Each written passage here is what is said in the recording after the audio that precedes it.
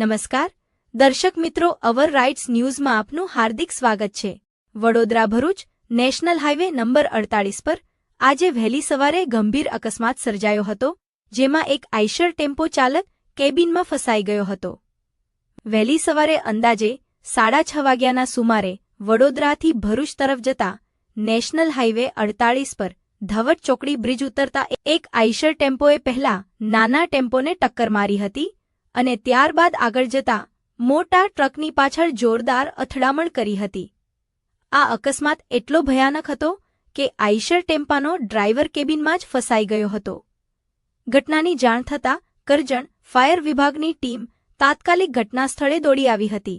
Fire ટીમે આધુનિક hydraulic સાધનોની મદદથી અંદાજે 1 કલાકની ભારે મહેનત બાદ ડ્રાઈવરને સહી સલામત બહાર કાઢ્યો હતો। ઇજાગ્રસ્ત ડ્રાઈવરને તરત જ 108 એમ્બ્યુલન્સ મારફતે હોસ્પિટલ ખસેડવામાં આવ્યો હતો।